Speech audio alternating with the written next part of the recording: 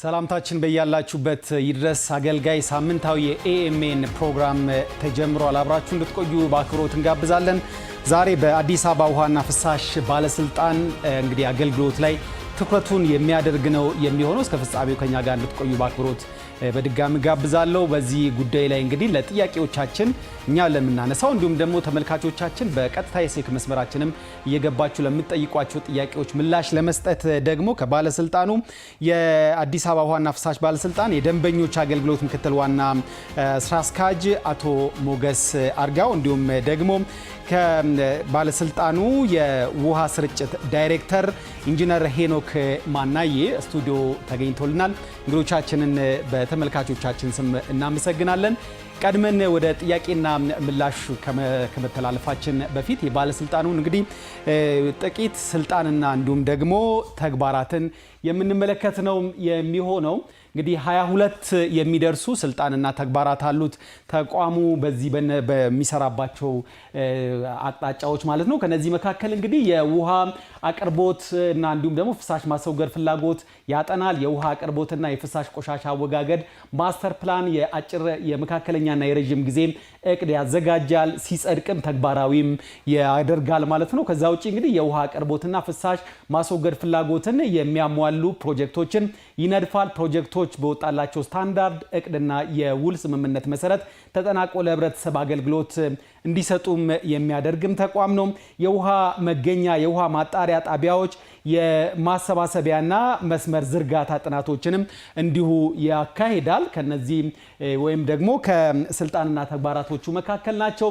የውሃ አቅርቦትና ፍሳሽ ቆሻሻ ማስወገድ መሰረተ ልማት ዲዛይን ያዘጋጃል፣ እንዲዘጋጅም ያደርጋል። በተዘጋጁ ዲዛይኖች መሰረት አግባብነት ባለው ህግ ይገነባል፣ ያስተዳድራል።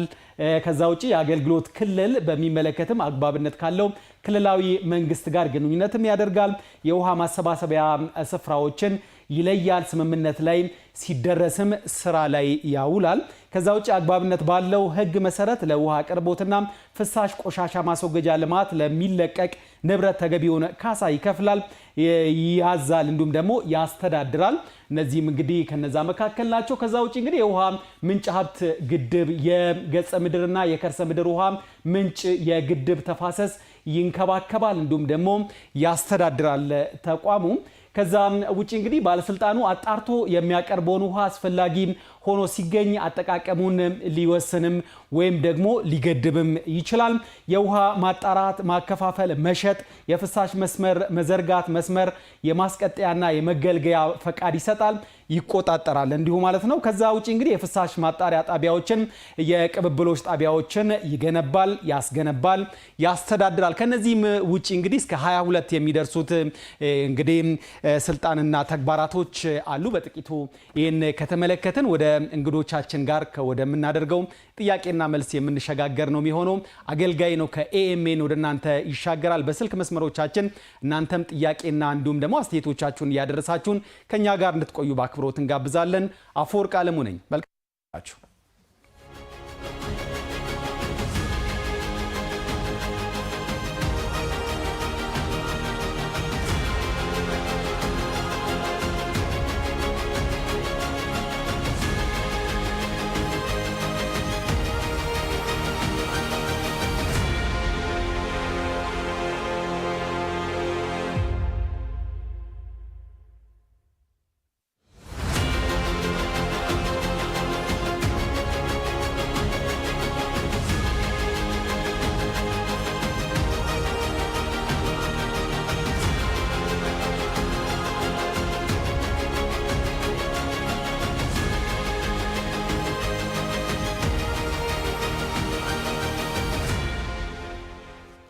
እንግዶቻችንን በድጋሚ ለማስተዋወቅ ያክል አቶ ሞገስ አርጋው በአዲስ አበባ ውሃና ፍሳሽ ባለስልጣን የደንበኞች አገልግሎት ምክትል ዋና ስራ አስኪያጅ እንዲሁም ደግሞ ኢንጂነር ሄኖክ ማናዬ በአዲስ አበባ ውሃና ፍሳሽ ባለስልጣን የውሃ ስርጭት ዳይሬክተር ናቸው። ስለመጣችሁ በጣም እናመሰግናለን። ቀዳሚ ጥያቄን የማደርገው እንግዲህ አዲስ አበባ በቀን ወደ 65000 ሜትር ኪዩብ ውሃ ወደ ስርጭት እንዲገባ አድርጋ ለነዋሪዎቿ እያከፋፈለች ትገኛለች። ይህ ውሃ መጠን ምን ያክል የከተማዋን ነዋሪ የንጹህ መጠጥ ውሃ አቅርቦት ጥያቄ ምላሽ መስጠት ችሏል ከሚል እንጀምር። እሺ አመሰግናለሁ። ከዋናነት በተቋሙ በበጀት ዓመቱ ከያዝናቸው ስራዎች ውስጥ የውሃ አቅርቦት ማሻሻለውና ከዚህ ጋር በተያያዘ ልክ አንተ እንዳነሳው ወደ 60,000 ሜትር ኩብ እና ተጨማሪ በኋላ የተጨመሩ ሜትር ኩብ ወደ 65,000 ገደማ የውሃ አቅርቦት ለነዋሪዎች ለማድረስ ነው። ይህም ወደ 600,000 አባወራ ገደማ የሚሰጥ አገልግሎት የሚሰጥ ነው። ከዚህ ውስጥ አሁን ላይ ባሉ አግባብ ወደ 21 የጥልቅ ጉድጓዶችን በመቆፈር ነበር እቅዱ የተያዘው። ከዚህ ውስጥ ወደ 6ቱ በቀር ሌላው ሙሉ በሙሉ ተቆፍሮ ያለቀበት ሂደት ነው ያለው። አሁን የሲቪል ግንባታ ስራዎች ላይ ያለበት አለ። በአብዛኛው ግን እነዚህ ልክ አሁን እንደ ዌልፊልድ ወይም ደግሞ ውሃ መገኛዎች እንደምንላቸው ሲሆን በከተማ ውስጥ ያሉ በተለያዩ ቦታዎች ስለሆኑ በተለያዩ አካባቢዎች ላይ የውሃ ችግር ያለባቸውን አካባቢዎች በመለየት በዋናነት የሚሰራ ስለሆነ እሱን የተለያዩ ሰፈሮች ላይ ለውጦች ያመጣበት አግባብ ነው ያለው። በሰፈር ይለያያል። መልካም። ወደ በኋላ ላይም ዘርዘር አድርገን ገባ ስንል የምናነሳቸው ጉዳዮች ይኖራሉ። ከዚህ ጋር አያይዘን እንግዲህ ባለፉት 6 ወራት ደግሞ ከገጸ ምድር እንዲሁም ደግሞ ከከርሰ ምድር የውሃ መገኛዎች 107.72 ሚሊዮን ሜትር ኪዩብ ውሃ እንግዲህ ተመርቶ ለነዋሪዎች እንዲዳረስም ተደርጓል። ከዚህ ጋር አገናኝተን እንግዲህ የውሃ ስርጭቱን የውሃ ስርጭቱን ፍትሐዊነት እንዲሁም ደግሞ የዘውትራዊ የነዋሪውን ፍላጎት እስከ መሸፈን አንጻር ያለበት ደረጃስ ምንድነው ማለት እንችላለን? በዋናነት አገልግሎት ላይ ያው ፍትሐዊነት ወሳኝ ጉዳይ ነው። ይሄን እንደ ተቋም ስለምንገነዘበው ካለፉት አመታትም ትምህርት እየወሰድን አገልግሎታችን ማሻሻል ደረጃ ላይ ባለፈው አመት ወደ 81% የደንበኛ እርካታ የነበረን አሁን ከ85 እስከ በበጀት አመት 3 ወራት ደግሞ ወደ 88% ገደማ ከፍ ያደረግንበት ሂደት ነው ያለውና ይህንንም ለማድረግ የተለያዩ ቴክኖሎጂ አማራጮችን በመጠቀም ከሰው ቁጥጥር ላይ ድጋፍ እንዲያደርጉልን እያደረግን እናደርጋለን። ያው ግን ሙሉ በሙሉ እርካታ የማይፈጠርባቸው ወይም ፕሮግራማችን ያወጣ ነው ውሃ ያው እንደሚታወቀው አብዛኛው በከተማው አካባቢ በፈረቃ ነው የምንሰጠውና ያ ወጥነት ላይ ገጥሙ የሚችሉ ሌሎች ችግሮች ሊገጥሙ ይችላሉ። በዛም አማካኝነት አይተን አሁን ወደ 85% ገደማ እርካታ ፈጥረናል። ቢያንስ ያው እርካታ ስል ካቀረብነው ወይም ፕሮግራም ካወጣ ነው አንጻር ነው እንጂ ያው እንዳጠቃላይ ውሃ ማቅረብ ያለብን ሙሉ ጊዜ ነው። ግን እንደ አገልግሎትን ወይም ደግሞ የአቅርቦትና የፍላጎት አለመመጣጠን ስላለ ያንን ጋፕ በሸፈነ መልኩ በወጣው ፕሮግራም መሰረት ግን እዚህ ወደ 85% ላይ አሁን እንገኛለን። ኢንጂነር ከዚህ ጋር ተያይዞ ከተማዋ እንግዲህ አሁን በፈጣን እድገት ውስጥ ትገኛለች። እንዲሁም ደግሞ ዝማኔዋም ደግሞ እንዲሁ በጣም ፈጣን ነው ብለን ማንሳት እንችላለን። ከዚህ ጋር አገናኝተን ደግሞ የህዝብ ቁጥርም እየጨመረ ነው ያለውና ይህን በሚመጥን ደረጃ የመጠጥ ውሃ አቅርቦቱን በትይዩነት ከማስቀጠል አንጻር የተሰሩ ያሉ ስራዎችን እንዴት ማንሳት እንችላለን የሚለውን ነገር እናንሳ። ጥሩ ጥያቄ ነው ያነሳኸው። እንደ ከተማ አዲስ አበባ ከቀን ወደ ቀን በመናየት የተለያዩ የልማት ስራዎች ከተማዋም የህዝቡም የኑሮ ደረጃ ከፍ ባለ ቁጥር ብዙ ለውጦችን እያየን ነው። በቤታችንም ስንመጣ የውሃ አጠቃቀማችን ፍጆታችን ከፍ እያለ ነውና ይህንን ታሳቢ አድርጎ እንደ ተቋም አጭር ጊዜ ረጅም ጊዜ በመካከለኛ ተደርጎ እቅዶች ይያዛሉና በዋናነት ደግሞ ያው በረጅም ጊዜ የምንይዛቸው ከተማዋን በቀጣይ በበጀት ዓመቶች ጥሩ ደረጃና ከተማ የምፈልገውን የውሃ መጠጥ አቅም የሚፈጥራሉ የሚባሉ ስራዎችን እየተሰሩ ይገኛሉ። በአጭር ጊዜ በ3 አመት ገደማ ውስጥ ደግሞ የተወሰኑ መካከለኛ ህብረተሰቡ ፍላጎቱ ከፍተኛ ስለሆነ ያንን ቢያንስ የሚያስታግስና የተወሰነ ደረጃ የሚያሻሽል የተለያዩ ማስፋፊያዎች ብዙ ነገሮች ስለሚኖሩ እነዚህ የሚመጥን ነገሮች አሉ። መካከለኛ ብለን ደግሞ የተወሰኑ ትልቅ ግድቦችን በረጅም ጊዜም ትልቅ ግድቦችን እንሰራቸዋለን። በአጭር ጊዜ ግን ብዙ ጊዜ መለስተኛ ጉድጓዶች ወይም ዌልፊልድ የምንላቸውን አማካኝነት እነሱን በመቆፈር ክፍተቶችን ለመሙላትና ይሄ እርካታውን ለመጠበቅ እንሞክራለን። በጣም ጥሩ። የተወደዳችሁና የተከበራችሁ ተመልካቾቻችን አገልጋይ ነው ከኤኤምኤን እየተከታተላችሁ ያላችሁት። በስልክ መስመሮቻችን ላይ እየደወላችሁ ሀሳብ እንዲሁም ደግሞ ጥያቄዎቻችሁን ማቅረብ ትችላላችሁ። ዛሬ እንግዲህ በአዲስ አበባ ውሃና ፍሳሽ አገልግሎት ባለስልጣንን እንግዲህ ስቱዲዮ ጋብዘን ከነሱ ጋር ቆይታ እያደረግን እንገኛለን። ከባለስልጣኑ እንግዲህ የደንበኞች አገልግሎት ምክትል ዋና ስራ አስኪያጅ አቶ ሞገስ አራጋው እንዲሁም ደግሞ የውሃ ስርጭት ዳይሬክተር ኢንጂነር ሄኖክ ማናየከኛ ጋር ቆይታ የሚያደርጉ ነው የሚሆነው። ወደ ቀጣዩ ጥያቄ ደግሞ ልለፍ። እንግዲህ የተቋሙን ወይም ደግሞ የባለስልጣኑን አገልግሎት ዘመናዊ ከማድረግ አንጻር እንግዲህ ባለስልጣኑ ባለፈው ዓመት ጀምሮ ስካዳ ሲስተም ተግባራዊ ለማድረግ እየተንቀሳቀስኩ ነው እየሰራው ነው ብሏል። በቅርብም ያገኘነው መረጃ በዚህ ውስጥ 68 በመቶ እንግዲህ መድረሱን መረጃዎች ያመላክታሉና መሽኖ ስካዳ ሲስተም ሙሉ በሙሉ ወደ አገልግሎት ገብቶ እንግዲህ የምትሰጡትን አገልግሎት ዘመናዊና ተደራሽ ማድረግ የምትችሉት የሚለውን ነገር ደግሞ እናስከትል። እሺ ከስካዳ ሲስተም ጋር በተያያዘ ያው ጣቢያ የምንላቸው የውሃ ማግፊያ ጣቢያዎች፣ የውሃ ማጠራቀሚያዎች እንደ ተቋም አጠቃላይ ሙሉ በሙሉ ከዚህ ጋር መያያዝ አለባቸው። ያ እነዚህን የስራው ነው ወደ 68% የደረሰው። ማዕከሉን መገንባት ዋና ሴንተሩን መገንባት አልቋል። ሌሎች መሰረተ ልማቶች እየተሟሉ ነው። አሁን ገጠማ ላይ ነው ያለ ነው። ይሄ ሙሉ በሙሉ እስከ መቼ ያልቃል? ይሄ ሙሉ በሙሉ እስከ ቀጣይ ዓመት መጨረሻ ድረስ ምናገባድር ነው የሚሆነው። ሙሉ በዚህ በጀት ዓመት ያሉትን ስራዎች ጨርሰን በቀጣይ ዓመት መጨረሻ አካባቢ ላይ ሙሉ በሙሉ ወደ ትግበራና የምናስገባ ነው እቅድ ይዘን እየሰራ ነው ያለ ነው። ከዚህ ጋር ተገናኝቶ እንግዲህ ገንዘብ የማይሰበሰብባቸው የውሃ ብክነት ቅነሳ ፕሮጀክትም አለ። በተመለከተ እንግዲህ አጠቃላይ የፕሮጀክቱ አፈጻጸም 61 በመቶ መድረስ ችሏል። አሁን ላይ ባገኘነው መረጃ ማለት ነው። እስከ በጀት ዓመቱ መጨረሻም እንግዲህ ይህ በ75 በመቶ ከፍ ለማድረግ እየተሰራ እንደሆነም ነው የሚነገረው። ባለስልጣኑ ምን ያክል ትኩረት ሰጥቶ በዚህ ጉዳይ ላይ እየሰራ ነው የሚለውን ነገር ደግሞ እናስከትል። ገቢ የማይሰበስብበት የውሃ ብክነት ቅነሳ ጋር በተያያዘ አሁን አንተ የጠቀስክልኝ አንድ ፕሮጀክት ነው። ብዙ ፕሮጀክቶች አሉን። በተቋም በራስ ኃይል የሚሰሩ ስራዎች አሉ። ስራው በጣም ሳይንቲፊክ የሆነና ብዙ ስራ የሚጠይቅ ረጅም ጊዜ የሚፈጅ ነው በባህሪው። አሁን ላይ ባለው ሁኔታ በዋናነት ከዓለም ባንክ ጋር የተያዘው ነው ወደ 75% በበጀት ዓመቱ መጨረስ ያቀድ ነውና እዛ ጋር በተያያዘ በዋናነት በምስራቅ አዲስ አበባ ወይም ደግሞ በለሚኩራ አካባቢና የተወሰነ ቦሌና የካ ድንበር አካባቢ ላይ ያሉ አካባቢዎችን ነው የሚያጠቃልለው። እነዚህን ትኩረት አድርገን የምንሰራበት ያው እንደ ተቋም ትልቅ ከዓለም ባንክ ከትልቅ ተቋም ጋር ነው የምንሰራውና ልምዱንም እንድናካበት የኛ ሰራተኞችም ክሎት እንድናሳድግ ነው።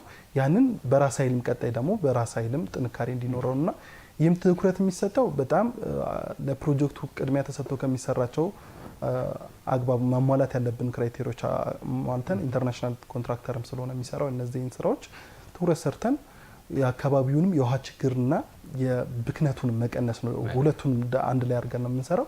አሁን ላይ ያለበት ደረጃ ጥሩ ነው። በብዙ 3-4 ፌሶች አሉት። ወደ ሁለቱን ፌስ ጨርሰን ሶስተኛውን ፌስ አልቀን ሌሎቹ ደግሞ ኮንቲኒስ የሚሄዱበት ደረጃ ላይ ነው ያለው። አስተያየት እንቀበልና እንመለሳለን። ሄሎ አድማጫችን። ሄሎ ጤና ይስጥልኝ። ጤና ይስጥልኝ። ማን እንበል? ከየት ነው? አቶ አብዲሳ እባላለሁ ከአቃቂ ቃሊቲ። አቶ ማን አሉኝ? አብዲሳ። አቶ አብዲሳ ከየት ነው? አቃቂ ቃሊቲ። አቃቂ ቃሊቲ። መቀጠል ይችላሉ። እንግዲህ አገልግሎት መስጠት ላይ ነው አስተያየት የሚሰጠው።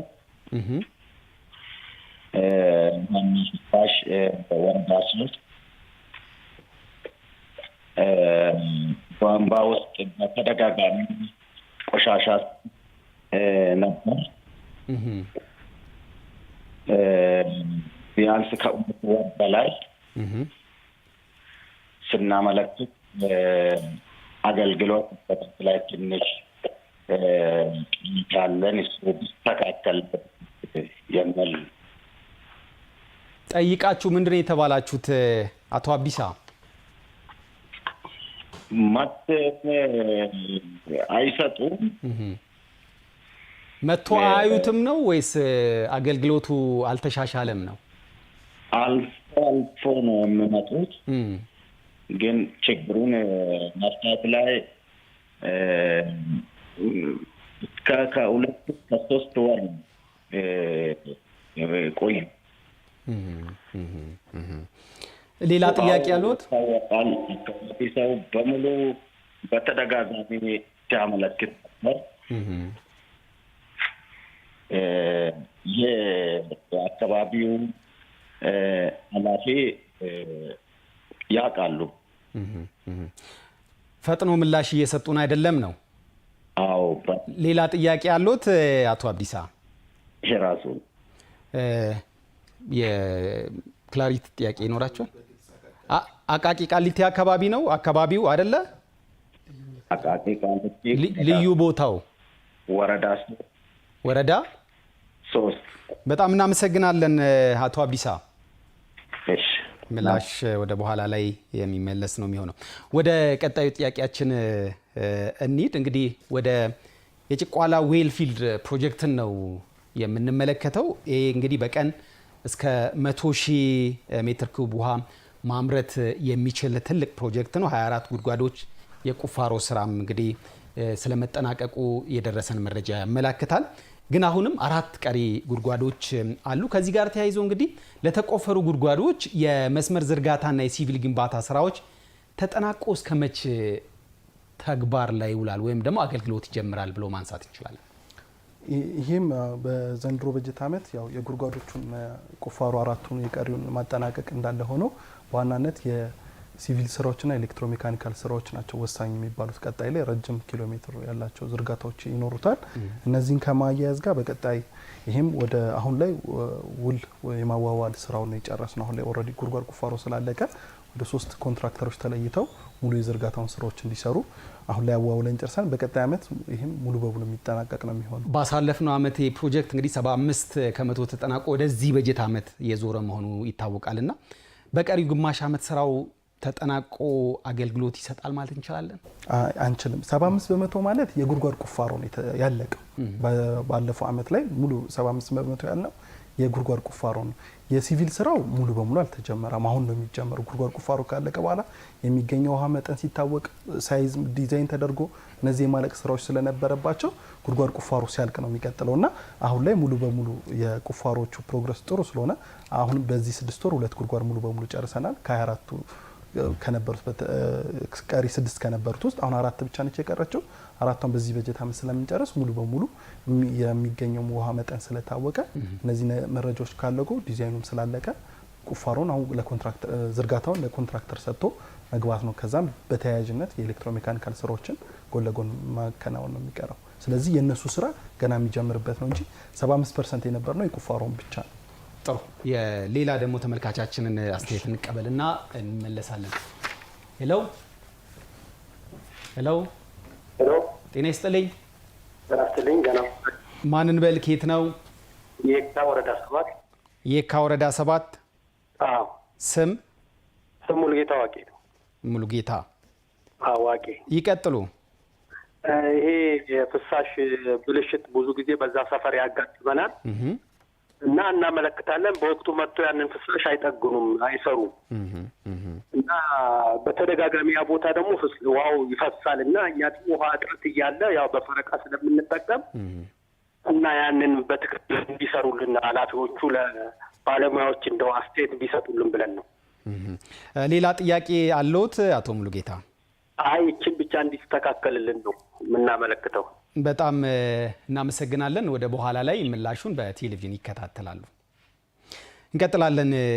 ሌላ ፕሮጀክት ደግሞ የገርቤ የመጠጥ ውሃ ግድብ ግንባታን የሚመለከት ነው የሚሆነው። ይሄ ደግሞ በቀን እስከ 73,000 ሜትር ኪዩብ ውሃን የሚያመነጭ እንዲሁም ደግሞ ከ730,000 በላይ ነዋሪዎችንም አገልግሎት ይሰጣል ተብሎ እንደሚጠበቅም መረጃዎች የሚያመላክቱት ነው። በበጀት ዓመቱ እንግዲህ ማብቂያ 20% እንደሚደርስ እቅዳችሁ ያመላክታል። ግን ፕሮጀክቱ የብድር ፎርማሊቲ ገና እየተጠናቀቀ ያለ ፕሮጀክት ነው። 20% ይጠናቀቃል ከተባለበት ጊዜ አንጻር ስንመለከት የታቀደውን ለማሳካት ይቻላል ብሎ ማንሳት ይቻላል?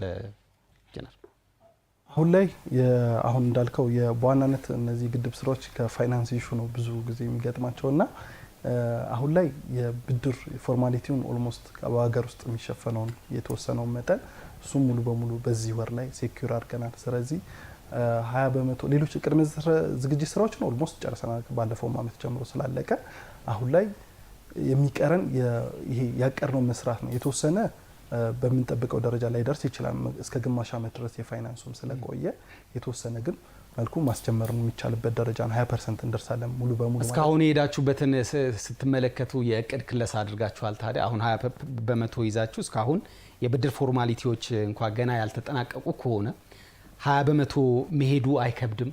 ምንድነው ያሰባችሁት? የብድር ፎርማሊቲው አሁን ላይ ተጠናቋል ያልኩት በዚህ ሳምንት ገደማ ኦልሞስት በዚህ ዲሴምበር ከገባ በፈረንጆች ኦልሞስት አንድ ወር እየሆነው ነው በዚህ ባለው ውስጥ በ15 ቀን ገደማ ውስጥ ስለዚህ ካቀዳችሁት አንፃር አሁን ነው ማስተካከያ የምንሰራው አሁን ኦልሬዲ በቅርብ ስለሆነ የተጠናቀቀው ይችን የቅድ ክለሳ አድርገን ብናስተካክልበት ጊዜ ላይ ነን አሁን ያለ ነው እሱም ከባለሙያዎች ጋር የተነጋገሩ አጀስትመንት ተደርጎ በምን ፐርሰንት ይደርሳል የሚለው ቀጣይ ላይ የምናየው ይሆናል አሁን በቅርብ ስላገኘው መልካም የአዲስ አበባ ውሃና ፍሳሽ ባለስልጣንን እንግዲህ የተለያዩ ጥያቄዎቻችሁን እንዲሁም ደግሞ እኛም ያዘጋጀናቸውን ጥያቄዎች ያቀረብን እንገኛለን ሌላ ተመልካቻችን ደግሞ በመስመራችን ላይ እንደሚገኙ እየተነገረኝ ነው ሄሎ አብሮ ይስጥልን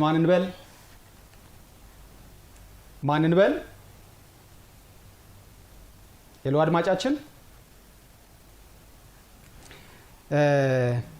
ከዚህ በማስከተል ደግሞ የተለያዩ አካባቢዎች ላይ የባለስልጣኑን አገልግሎት የተመለከቱና ሌሎችም ጉዳዮችን እንግዲህ አስተያየቶቻቸውን ከተለያዩ ማህበረሰብ ክፍሎች አሰባስበናል እሱን ደግሞ ተከታትለን ተመልሰን በሌሎች ጥያቄዎች ደግሞ ከእንግዶቼ ጋር የምንገናኝ ነው የሚሆነው ተከታተሉት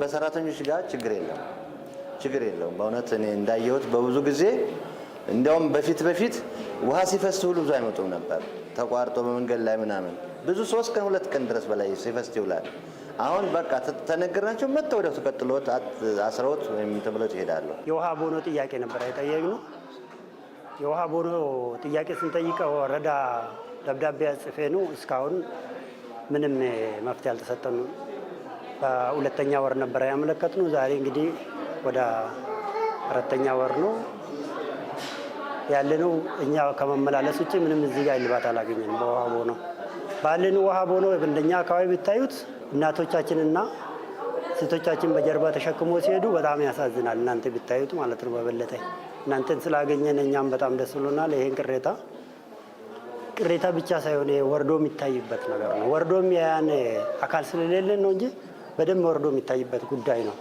ቆጣሪ ለማስገባት እኔ እንዳጋጠመኝ ጥሩ ነው ጥሩ ይቀበላሉ ጥሩ ያስተናግዳሉ እኔ በገጠመኝ እስካሁን ደህና ሄዶ ገምተውልን ሰርቪስ መጥቶ ለዛሬ ቀጠሩን ያውን ያስተናግዱ ቢሉን ይዘሽ መተሽ ውሃ ፍሳሽ ቆሻሻ ማስወገጃ ሄደሽ ትከፍያለሽ ይመጡልሻል በመጣውበት ሰዓት ቆንጆ አገልግሎት አለ እኔ እንዳየሁት እንደኔ እይታ ማለት ነው የፈለግነውን ነገር ስናዝ ቶሎ ይመጡልናል አሪፍ ነው ምንም ችግር የለም በሌላው በተቀር ሁሉ ከውሃ ችግር በስተቀር ሌላ ሁሉ ነገር ሰላም ነው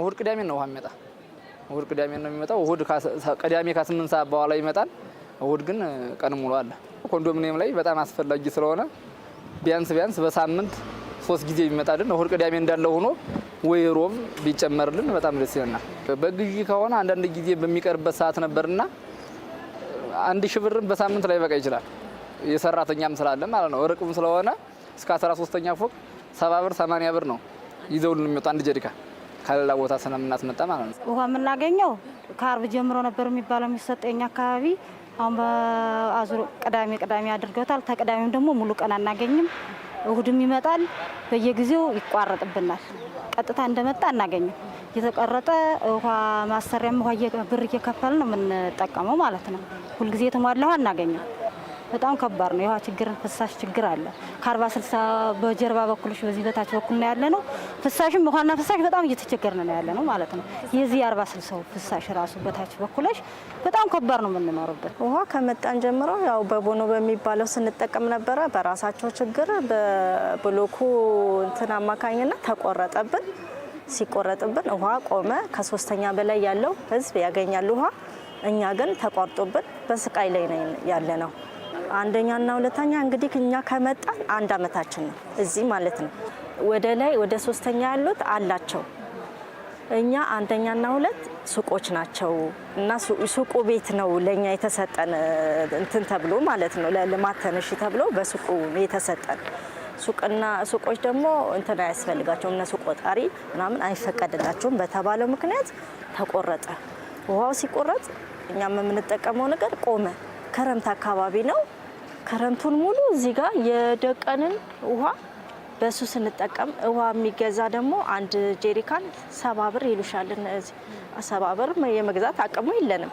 የግዴታ አብረን የመጣ ነው ብሎክ ወደታች አሉ እነሱ ጋር በ10 ሊትሯ እያጠለጠልኩኝ የምጠጣው በዝናብ ውሃ እጠቀማለሁ፣ አጥባለሁ፣ ምን እላለሁ። ይሄው እስካሁን ድረስ ምንም መፍትሄ የለንም።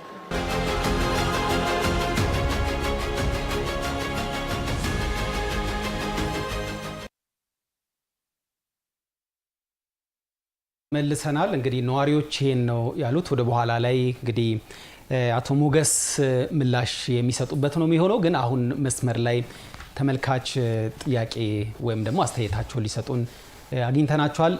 ሄሎ ተመልካቻችን። ሄሎ አቤት። ጤና ይስጥልኝ። ጤና ይስጥልኝ። ማን እንበል? ከየት ነው? ግሩም አበራ እባላለሁ ከአቃቂ ቃሊቲ ክፍለ ከተማ። ከአቃቂ ቃሊቲ ክፍለ ከተማ። ወረዳውን ማወቅ ብንችል ጥያቄ ከሆነ ወረዳ 7 ወረዳ 7 ይቀጥሉ። እሺ ማለት ወረዳ 7 ላይ በዚህ በአባኮት በኩል ያለው ሰፈር አካባቢ ማለት የዋና ፍሳሽ ቆሻሻ ማስወገጃም ያለበት አካባቢ ማለት ነው። እና እዛ አካባቢ ላይ የውሃ ችግር በጣም አለ እና አንድ ጀሪካን ከ40 እስከ 50 ብር እስከሚሸጥበት ድረስ ነው። እና እዚህ አካባቢ በተደጋጋሚ በተለያዩ በምን ያህል ጊዜ ነው የሚመጣው ውሃ? እዚህ አካባቢ በሳምንት መጥቶ ማያውቅም ጭራሽ። እና አንድ ቦታ ነው ያለው እና እስከ 40 እስከ 50 ብር ነው የሚሸጠው አንድ ውሃ። ቋሚ ጊዜ የለውም የሚመጣበት? ቋሚ ጊዜ የለውም የሚመጣበት? በዚህ ያህል ጊዜ ነው የሚመጣው የሚባል ነገር የለም እዛ አካባቢ? የለውም። እና እዚህ ማረሚያ አካባቢ የከርሰ ምድር ለማውጣት ሙከራ እያደረግን ነው የሚል ነው መልስ የሰጡት ያሉት። እና ይሄ ችግር እንዴት ነው የሚፈታው? እና ከከተማ ገጽታ አንጻር ራሱ ሰው ጀሪካን ይዞ ሲንከራተት ስታይ ትንሽ የሚያሳስብ ሁኔታ ስለሆነ ነው።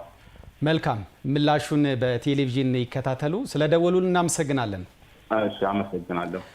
አሁን ወደ አቶ ሞገስ ነው የምመጣው። እንግዲህ ከተለያዩ አካባቢዎች ላይ ኤኤምኤን ያነጋገራቸው አካላት እንግዲህ ጥሩ መሻሻሎች ብዙ አገልግሎቶች ላይ እንዳሉ ነግሮናል። አንዳንድ ቦታዎች ላይ ውሃ አልገባልንም የሚሉ ጥያቄዎችም እንዲሁ ተነስቷል። ከአራብሳ አካባቢ አገልግሎቱ ይቆራረጣል የሚል ነገር እሱም እንግዲህ ተመልክቷል። ከዛ ውጪ እንግዲህ ከፍሳሽ ማስወገድ ጋርም ተያይዞ የተነሱ ጉዳዮች አሉ። ቦሌ ቡልቡላ አካባቢ ሁለተኛ ላይ ነው የምኖረው። ከኔ በላይ ውሃ አለ። 1 እና 2 ለሱቅ ተብሎ የተገነባ ከመሆኑ ጋር ተያይዞ ውሃ እየደረሰን አይደለም። እስከ 70 ብር እያወጣን እየገዛን ነው የሚሉ ቅሬታዎች ተነስተዋልና እርሱም ስለተከታተሉ በእነዚህ ጉዳዮች ላይ አጠረጠረ ያለ ምላሽ ቢሰጡን። አመሰግናለሁ።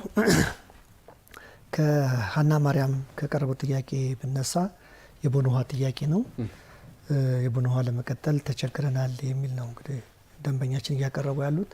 የቦኖ ውሃ በባለስልጣን መስሪያ ቤቱ የራሱ አሰራር አለው። የይዞታ ባለቤትነት ማረጋገጫ የሌላቸው እና በግል ውሃ ማስገባት የማይችሉ የከተማው ነዋሪዎች ውሃ የሚያገኙበት አንዱ መንገድ የቦኖ ውሃ ቅጥያ ነው። ይሄ የቦኖ ውሃ ቅጥያ ደግሞ ሲፈጸም ሚኒመም ሪኳየርመንት አለ። ወረዳው አረጋግጦ ሲልክ በወረዳው ስም የቦኖ ውሃ እንሰጣለን። ምናልባት ሀና ማርያም አካባቢ እንግዲህ ቀደም ባሉት ዓመታት ሀና ማርያም አካባቢ በተለይ ቤተክርስቲያኑ አካባቢ ብዙ ሰው አልነበረም። በዚህ ምክንያት እኛ እዛ አካባቢ ብዙ ቦኖ አልነበረ ነው። አሁን ላይ ግን በጣም በርካታ ቦኖች እያስገባን ያለ ነው። ተራራማ አካባቢ የሆኑትንም መመሪያ አሻሽለን ምናልባት ቀደም ሲል የነበረው የቦኖ ውሃ ቅድመ ሁኔታ ከአንድ ቦኖ በሁለት ቦኖች መካከል እስከ 250 ሜትር ራዲየስ እንደዚሁም ነዋሪዎች ቦኖ ውሃ ጠያቂዎች በቁጥር 25 መሆን አለባቸው የሚለውን አሻሽለን የቦኖ ውሃ ጥያቄያቸውን እየመለስን ያለ ነው። ምናልባት ጠያቂያችን ይህን ሚኒመም ሪኳየርመንት ከ5 እስከ 10 የሚለውን ሰው ሳያሟሉ ቀርተው ቦኖ ካልተፈቀደ በስተቀር በእኛ በኩል መመሪያ ማሻሽለን አገልግሎቱን እየሰጠን ስለሆነ ተመልሰን ቼክ የምናደርገው ነው የሚሆነው። ሁለተኛው የተነሳው ጥያቄ አራብሳ ጋር የተያያዘው ነው። አራብሳ በጣም በርካታ ነዋሪዎች ከኮሪደር ልማቱም ጋር ተያይዞ የገቡበት ነው ያለው። ይህንን አካባቢ በልዩ ሁኔታ በተለይ በዚህ በያዝነው በጀትና ባለፈው በጀት ዓመት ከፍተኛ ስራ ከሰራንባቸው አካባቢዎች አራብሳ ነው። የውሃ መስመር ዝርጋታ በመዘርጋት እንደዚሁም ደግሞ በቤቶች አማካኝነት የሚሰሩ 40/60ዎች አሉ፣ ጂ+7 አሉ። እነኚህ ህንፃዎች ውሃ ከደረሰ በኋላ በፓምፕ መገፋት አለበት፣ ማጠራቀሚያ ሊኖረው ይገባል። ይህም የሌላቸውን በሙሉ ለቅመን ቢያንስ መጀመሪያ በቦኖ መልክ እንዲያገኙ አድርገናል።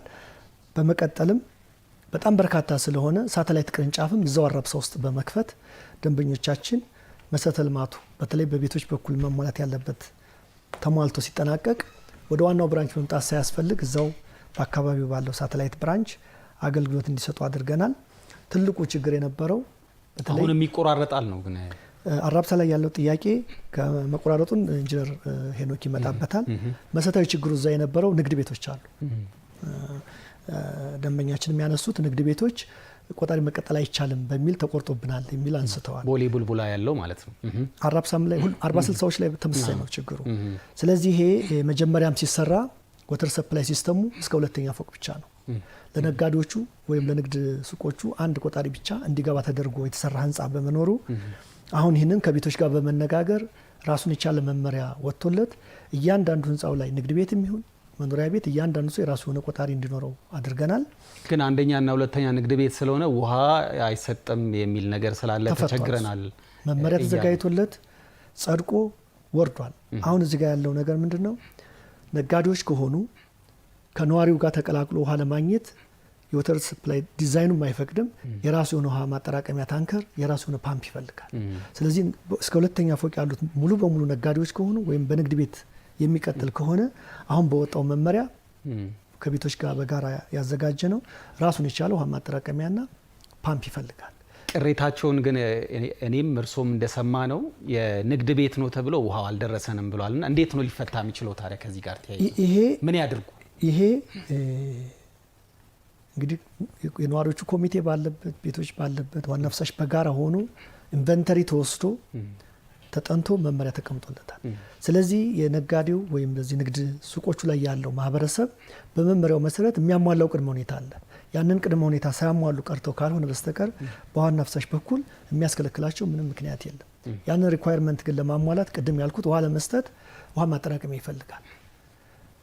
ከአንደኛ ፎቅ እስከ 18ኛ ፎቅ ያለው የመኖሪያ ቤት ነው። እሱ ራሱን የቻለ ሰፓሬት የሆነ የውሃ ማጠራቀሚያ ይፈልጋል አለው። ንግድ ቤቶቹ ግን ስለሌላቸው ንግድ ቤቶቹን ወደ መኖሪያ ቤት በተቀየሩበት ከነዋሪዎቹ ጋር ሊንክ አድርጎ ውሃ እያገኙ ነው። ነጋዴ ሆኖ የሚቀጥሉት ግን እስከ 2ኛ ፎቅ ያሉት የንግድ ቤቶች ሰፓሬት የሆነ የውሃ ማጠራቀሚያና ፓምፕ ይፈልጋል። ስለዚህ በእኛ በኩል ቆጣሪ ሰጥተናል። ነገር ግን ለእያንዳንዳቸው ቤት ውሃውን ለማድረስ ቅድም ያልኩት የውሃ ማጠራቀሚያና ፓምፕ ስለሚፈልግ ቅድመ ሁኔታው ባለመሟላቱ ካልሆነ በስተቀር በእኛ በኩል የሚያስከለክል ምንም ምክንያት የለም። አንድ ተመልካቻችን እንቀበልና እንመለሳለን። አቶ ሞገስ የለው ጤና ይስጥልኝ። አብሮ ይስጥልን። ማንን በል ከየት ነው? ሻለቃ እስማኤል ይባላል ከጀሞ 2። ሻለቃ እስማኤል ከጀሞ 2። አዎ እሺ ይቀጥሉ። የኔ አስተያየት ይኸውልህ ስለ ውሃ በጣም የመረረኝ ነገር በሳምንት አንዴ ነው የሚመጣው። በሳምንት አንዴ ሲመጣ ሌሊት ነው። ሌሊት ለምን ይሆናል? ተራችን ከሆነ ለምን ቀን አይሆንም? ሌሊትም ቁጭ ብለን አድረን ኃይል የለውም ቁጭ ብለን እየቀዳን እያልን ይነጋል። 12 ሰዓት ሲሆን ደግሞ ይዘጋል። ምንም ሳልቀዳ አንዳንዴ ትልልቅ ጀሪካኖች ገዝተን በየቦታው አስቀምጠን ነው ያ ሳምንት ሳይደርስ ከእንደገና ወደ ግዢ እንሄዳለን። ጀሪካን 20 ብር 30 ብር እየገዛን ነው የምንጠቀመው። ለምንድን ነው ተራችን ከሆነ ቀን የማይሆንበት ምክንያት? እኔ በጣም እንደው በጣም እየደወልኩ 0906 የሚያነሳውም የለም እና ስልካቸውንም በስፋት ቢያስተዋውቁን ደስ ይለኛል። መልካም። ሌላ ጥያቄ ያለዎት ሻለቃ? በውሃ ጉዳይ ነው። በጣም እኔ ምር ነው ያለኝ በእውነት በውሃ ጉዳይ ነው። ይሄን የሚመለከተውን አካል በሳምንት አንዴ ሲለቀቅ ቀን ለምን አይሆንም? ሌሊት ለምን ይሆናል? መልካም። ሌላ ጥያቄ ያለው ተጨማሪ? የለኝም። በቃ አመሰግናለሁ። ይዘናል። በኋላ ላይ ምላሽ የሚያገኙ ነው የሚሆነው። እንግዲህ አቶ ሞገስ ከዛ ውጪ ከፍሳሽ አወጋገድ ጋርም የተገናኙ የተነሱ ጉዳዮች አሉ። አጠር አድርገን እሱን እናንሳና ወደ ኢንጂነር ሄኖክ ደግሞ የሚቆራረጠውን ጉዳይ ደግሞ ይመልስልናል ማለት ነው። መልካም። ከፍሳሽ ማንሳት ስራችን ጋር በተያያዘ አብዛኛው ነዋሪ በቫኪዩም ትራክ ሰርቪስ የሚያገኝ ነው። ይህንን አገልግሎት በተሻለ ለመስራት ዘመናዊ ፍሳሽ ማንሻ መኪኖችን ገዝተን በማስገባት የከተማውን የፍሳሽ ማንሳት ስራ ባስቀመጥነው ስታንዳርድ ለመስራት ጥረት እያደረግን ነው የምንገኘው። ነገር ግን አሁን ከኮሪደር ልማት ስራው ጋር በተያያዘ ቀደም ሲል የኛን ሰርቪስ የማይጠቀሙ ወይም በቫኪዩም ትራክ ወይም በመስመር አገልግሎት የማያገኙ ሌጋሊ ወንዝ ላይ መሰል ጉዳዮች ላይ ዳምፕ ያደርጉ የነበሩ አሁን ከኮሪደር ልማት ስራው ጋር በተያያዘ እዚህ አካባቢ ቁጥጥር በመደረጉ ሙሉ በሙሉ ጥያቄ ወደ ዋና ፍሳሽ የመጣበት ሁኔታ አለ። ይህም ሆኖ ግን ወረፋ እንዳይኖር በተቻለ መጠን ቀደም ሲል በ24 ሰዓት የምንሰጠው ሰርቪስ ነው ባይዘው ፍሳሽ የማንሳት ስራ። ነገር ግን አሁንም ብዙ ጥያቄ ቢኖርም የተለያዩ ዘዴዎችን በመጠቀም የፍሳሽ ማንሳት ስራው ከአንድ ሳምንት ያልበለጠ ለማድረግ ጥረት እናደርጋለን። አራብሳማ አካባቢ ምንም እንኳን የፍሳሽ መስመር ባይኖረንም ስታንድ ባይ ተሽከርካሪዎች በመመደብ ያለምንም ችግር ፍሳሽ እያነሳ ነው የምንገኘው። ምናልባት ከአቅም በላይ ሆኖ ወረፋ ውስጥ ያስገባ ነገር ካለ የምንፈትሸው ነው የሚሆነው። ሌላኛው ከ906 ጋር የተያያዘ ነው። ይህን እንወስዳለን። እኛ ግን 906ን ደንበኞችም እንዲያውቁት የምንፈልገው በዘመናዊ መንገድ ነው ያደራጀ ነው።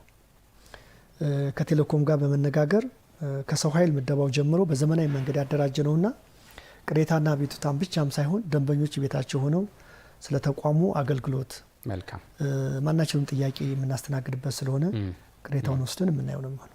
ጥሩ።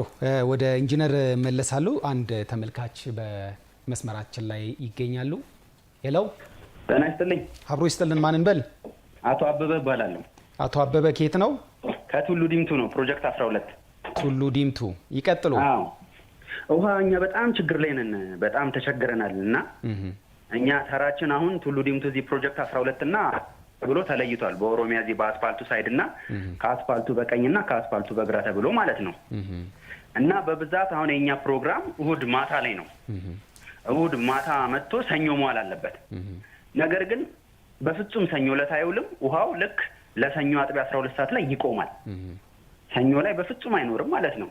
እኛ የመንግስት ሰራተኛ ጠዋት ወጥተን ማታ የምንገባ ሰዎች ነን እና በፍጹም ውሃ በቃ ማግኘት አልቻልንም። በፍጹም እኛ አሁን 4ኛ ላይ ነው ያለነው። አንደኛ ውሃው ፓወር አይኖረውም። አንደኛና ሁለተኛ ላይ ብቻ ይለቀቅና ፓወር ስለሌለ ውሃው ወደ 4 ከፍቶ መውጣት አይችልም። መልካም። አቶ አበበ ሌላ ጥያቄ ያለዎት? ይሄን ወስደናል።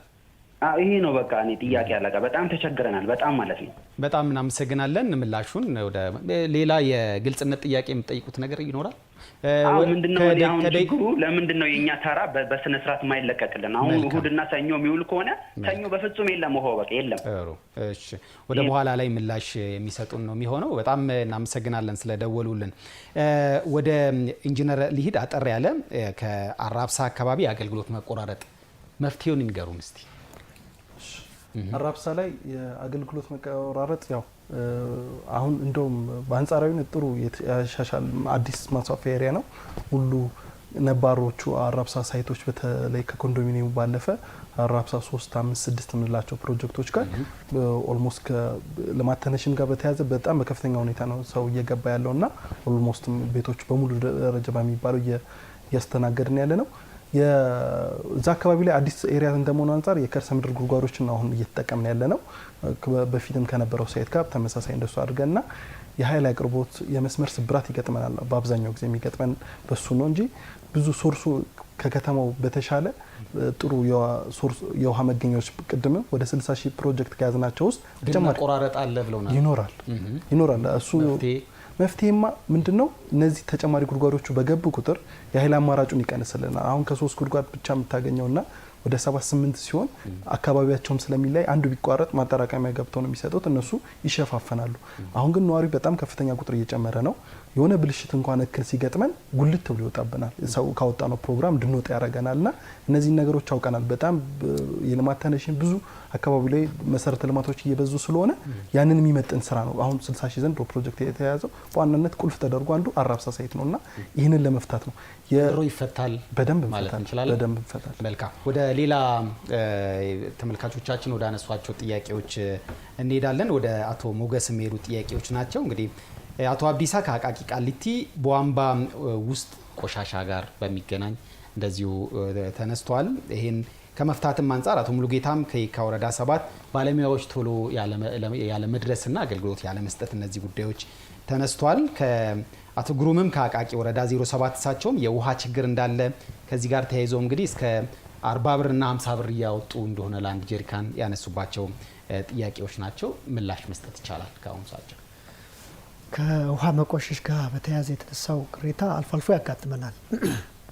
እንግዲህ መጀመሪያ አንድ ተመልካቻችን እንቀበልና እንመለስ። ሄሎ ተመልካቻችን። ሄሎ ሄሎ ሄሎ፣ ማንን በል? ከየት ነው? ከዚህ ከቡልጋሪያ አካባቢ። ቡልጋሪያ ማን ልበል? ፋሲል። ፋሲል ይቀጥሉ አቶ ፋሲል። እንትን ነበረ የቫኪዩም ትራክ ለማስነሳት ነበረ እና በአሁን ቦታችን እንዳጋጣሚ 42 በላይ ነው ሜትሩ እና ማንሳት አልቻልኩም። ተከራይም ስለሆንኩኝ አሁን እንትን ሲል ከአድማጫችን ጋር የነበረን የስልክ ግንኙነት ተቋርጧል። ወደ በኋላ ላይ ከደወሉልን መልሰን የምናገኛቸው ነው የሚሆነው። መቀጠል ይችላሉ አቶ ሞገስ። የውሃ መደፍረስ ወይም ብክለት በሚል የተነሳው እነዚህ ነገሮች በተለያየ ጊዜ የተለያየ ቦታ ላይ ያጋጥማሉ። የመጀመሪያው የደንበኞች የውሃ መስመር ዝርጋታ የአገልግሎት ወይም የቆይታ ጊዜ አለው።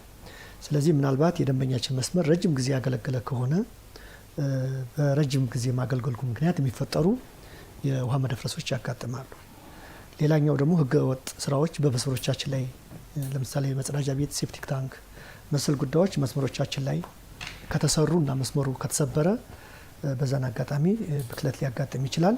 እነኚህ አይነት ጥያቄዎች ሲመጡ በተለይ በኮል ሴንተር በኩል ነው ጥሪዎች በብዛት የሚመጡት። ከየትኛውም ስራ በተለየ ቅድሚያ ሰጥተን ምላሽ የምንሰጣቸው ስራዎች ናቸው።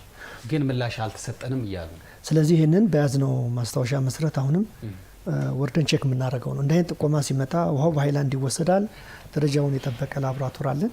እዛ ተመርምሮ ምናልባት የመደፍረስ ውሃ በፈረቃ ስለምንሰጥ አንዳንድ ጊዜ ደንበኞች ውሃውን ኢሚዲየትሊ ቀርተው ከመጠቀም ፋውሴቱን ከፍተው እንዲያፈሱት ይመከራል። ምክንያቱም በተለይ የብረት ቧንቧ ከሆነ ሪጅኖ የመሆን ነገር ስለሚኖረው ያ ውሃ ቆይቶ ሲመጣ ፓይፑን ሲመታው እንደዚህ አይነት የብረት ዝገት የራሱ የመደፍረስ ምልክት ይዞ ይመጣል። እንዲህ አይነት ከሆነ መርምረን ሌላ ችግር የለውም በቀጣይነት የምትመለከቱት ነው። ባለሙያም ሊደርስልን አልቻለም ስላሉ ማለት ነው።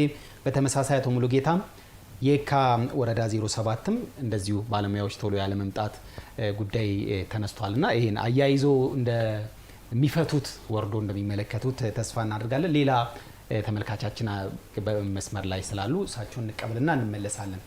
ሄሎ ተመልካቻችን። ሄሎ ሰላም ጤና ይስጥልን። አብሮ ይስጥልን። ማንን በል? ሰለሞን ነኝ ከአዲስ ከተማ ወረዳ 9። ሰለሞን አዲስ ከተማ ወረዳ 9 ይቀጥሉ። እሺ አሁን እኔ ማንሳት የፈለኩት ምን መሰለ፣ በተደጋጋሚ የሚፈሰው የቧንቧ ውሃ በጣም ጭቃ ነው። ከተቀዳ በኋላ ራሱ የሚዝለገለግ ነገር አለው ስቲል እስካሁን ማለት ነው። ክረምት ላይ ደግሞ ይብሳል፣ በጋ ላይ ደግሞ በጣም እንትን ነው። ቃቅን በተደጋጋሚ ሄጄም እንትን ብያለሁ እኛ አካባቢ ላይ ማለት ነው። ሳምፕሉን በሃይላንድ ይዘና ተብዬ ይዤም ሄጃለሁ። የት ሄድክ? ቅርንጫፍ እዚህ ጉለሌ ጋር አዲስ ከተማ ወረዳ 9 ነኝ እኔ እና እሱን ነገር እንዴት ነው የምታዩት? ቢስተካከልልን ደስ ይለናል። ያው ከከተማ ገጽታ ግንባታ ጋር ተያይዞ ይሄ የሚያስኬድ ነገር አይደለም። ጥሩ ነገር እየተሰራ ጥሩ ነገር እያየን ጥሩ ነገር መመገብና መጠጣትም አለብን አይደለ? መልካም። ስለዚህ እሱን ነገር ያው በአስቸኳይ ማለት ያው በጣም እናመሰግናለን አቶ ሰለሞን። ሌላ ጥያቄ ያለዎት? ግን ሌላ ጥያቄ የለኝም። ይሄኛው ቢስተካከልልን በአስቸኳይ ደስ ይለኛል እና ከቆሻሻ ፍሳሽ ጋር ተያይዞ ደግሞ ባለሙያዎች ላይ ትንሽ እንትን ቢደረግ የተሻለ ይመስለኛል። ምን ቢደረግ? ስራቸው ላይ ትኩረት ቢያደርጉ። ስራ በደንብ ሊሰሩ የሚችሉት ከዚህ መንግስት ከሚሰጣቸው በተጨማሪ ሌላ ነገር ካልተጨመረላቸው ካልተሰጣቸው የሚሰሩ አይደለም። እሱንም ትኩረት አድርጋችሁ ሰሩ ደስ ይለኛል። አመሰግናለሁ። ደበስበስ አርጋሃል፣ ግን ጥያቄው ግልጽ ይመስለኛል። ይመልሳሉ። በጣም እናመሰግናለን። እሺ አባቴ። በጣም እናመሰግናለን። አቶ ሰለሞንም እንግዲህ ቀደም ብሎ ከአቃቂ ቃሊቲ አካባቢ ከነበረው ችግር ጋር በሚገናኝ ነው ጥያቄ ያቀርቡ ለማለት የሚፈልጉት ነገር አለ? አዲስ ከተማም ወረዳ 9 እንደዚህ አይነት ተመሳሳይ ነገር ስላለ የውሃ መደፍረሱ ቅድም እንዳልኩት ነው። በእኛ በኩል እነኚህ ቦታዎችን ወስደን በምርመራ እናረጋግጣለን። ደንበኞች ግን ሊወስዱት የሚገባው እና እንዲያግዙ የምንፈልገው የፕራይቬት ላይ ናቸው ከ10 ዓመት በላይ ከሆነ በተለይ የብረት ቧንቧ ያላቸው ፈጥነው መስመራቸው እንዲቀየር ጥያቄ ማቅረብ አለባቸው። በእርጅና ምክንያት ምንም እንኳን የተጣራ ውሃ ብናቀርብም ውሃው የመደፍረስና የአይረን ኮንተንት ያለው የዛገ የብረት ቴስት ይዞ ይመጣል። ይሄን ተጠቃሚው ኃላፊነቱን ይወጣል። በእኛ በኩል ግን እነኚህ የሚባሉትን አካባቢዎች ዲች ላይ ያሉትንም ከበር በመስራት እንዲዛወሩ በማድረግ ከፍተኛ ጥንቃቄ የምናደርግበት ነው። ከሁሉም ስራችን ጋር የተቋረጠው ቀደም ስልክ አቶ ፋሲል በመስመራችን ላይ ስላገኘናቸው ከሳቸው ጥያቄ ወይም ደግሞ አስተያየት እንቀበልና እንመለስ። ሄሎ ተመልካቻችን። ሄሎ ጤና ይስጥልኝ። መቀጠል ይቻላል። ተቋርጦ ነበር። እሺ ይቀጥሉ። እና እንትን እዚህ ማን ነው ብስራተ ገብርኤል ያለው ብራንች አለ አይደለ? እዛ አመልክቼ ነበርና 42 ሜትር ብቻ ነበር ያሉኝ። እኛ ያለን 42 ሜትር ነው አሉኝ። እና አሁን ምንም በቃ ማስነሳትም አልቻልኩም። ምንም እንዴት እንደማደርግም አማራጭ ካለ ቢጠቁሙኝ ብዬ ነበር። ጥያቄው ግልጽ ነው። ግልጽ ነው። ወደ በኋላ ላይ ምላሽ ይሰጡሃል። ሌላ ጥያቄ ያለ ተመልካቾች? የኔ 55 ሜትር ነው። ያው ወደ እስከ 55 ደረሰ። አሁን እነሱ ግን የጠየቁኝ 42 ሜትር ነበር ያሉና እሱ ነገር ነው በቃ። እና አመልክቼ ነበረ አልከፈልኩም ገና እዚህ ላይ ስለቆምኩኝ ፖዝኜ ነው ያለው አማራጭ አጥቼ። በጣም እናመሰግናለን። ምላሹን በቴሌቪዥን ይከታተሉ። እሺ አመሰግናለሁ። በጣም እናመሰግናለን። እንግዲህ ወደ ሌሎች ጥያቄዎች ደግሞ እንሸጋገር። አቶ ሞገስ እንግዲህ ከሻለቃ እስማኤል ከጀሞ 2 በሳምንት አንድ ቀን ነው የሚመጣው። እሱም ሌሊት ነው የሚመጣው። ኢንጂነር ጋር ነው መሰለኝ ጥያቄው የሚሄደው።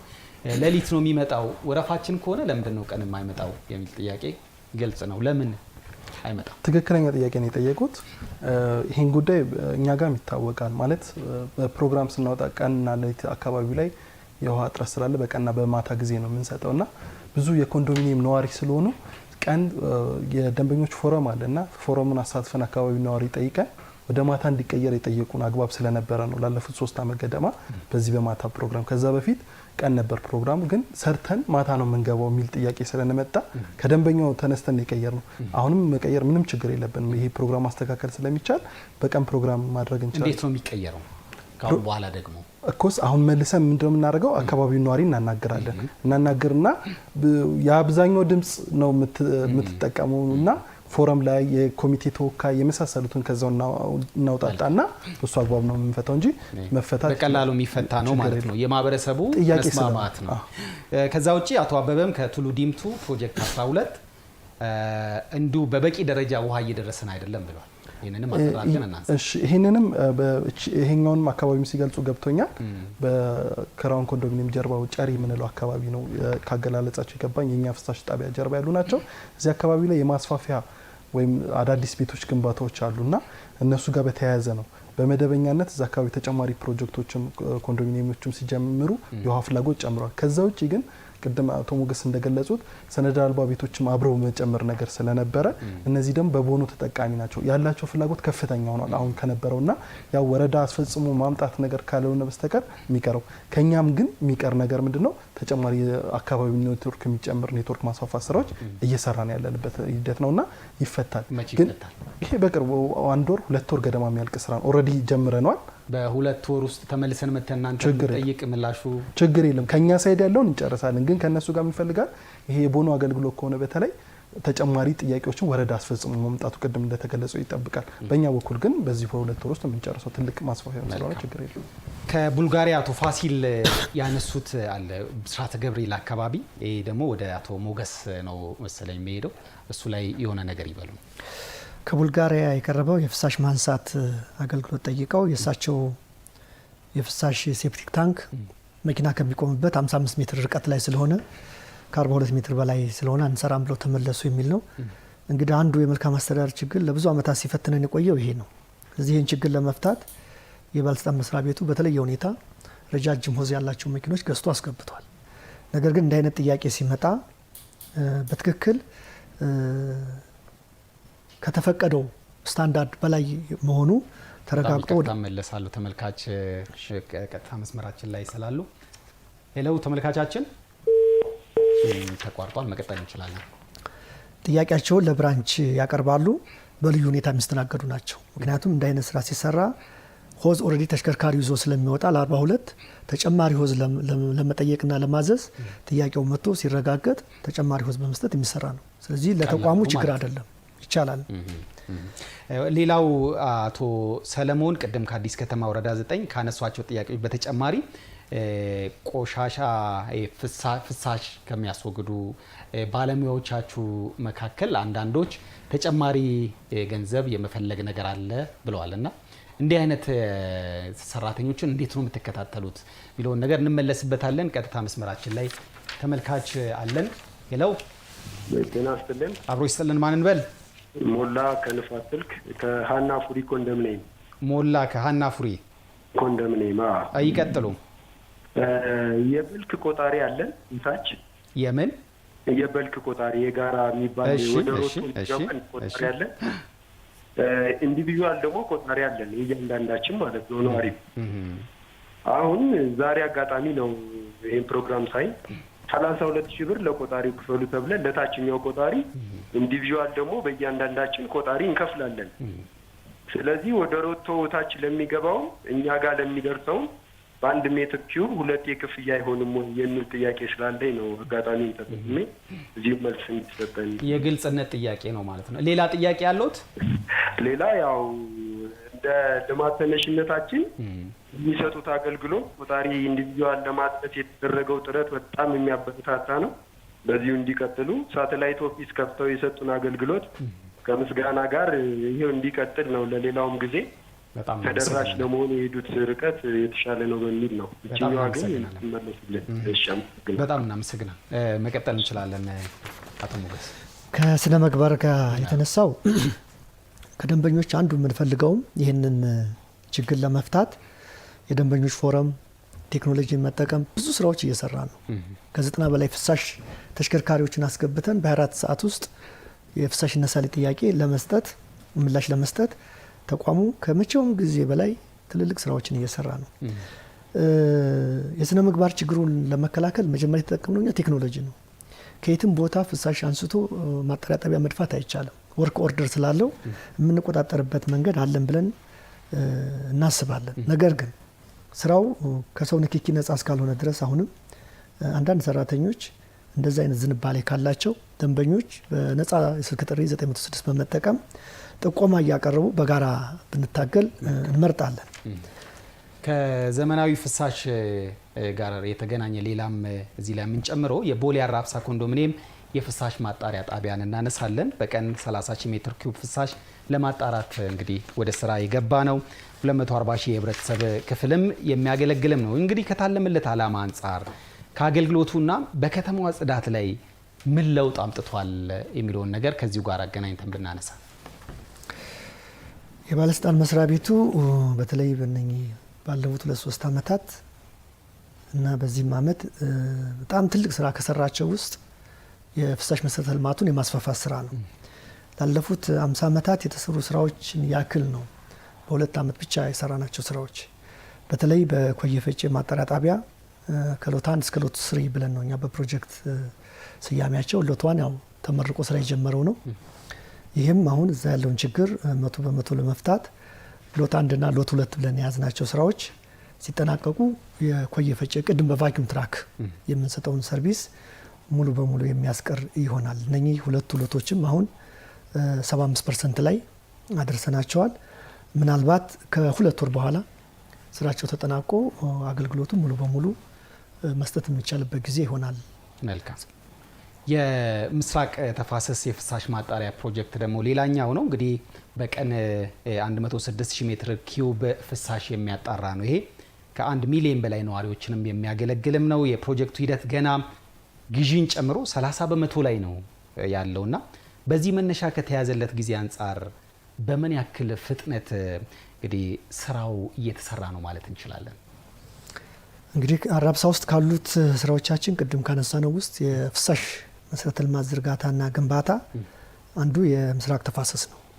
የምስራቅ ተፋሰስ በጣም ትልቅ በጀት ያለው አሁንም ላይ የከተማ አስተዳደሩም ባለስልጣን መስሪያ ቤቱም ልዩ ትኩረት ሰጥቶ የሚከታተለውና አጠቃላይ የፍሳሽ ከበረጃችንንም ወደ ከፍተኛ ደረጃ ሊያደርስ የሚችል ፕሮጀክት በመሆኑ እንግዲህ በዚህ አሁን ባለንበት አገልግሎት ሽፋኑን ከ40% የተቋሙን ወደ 70% ያደርሳል ተብሎ የተያዘ ፕሮጀክት ነው።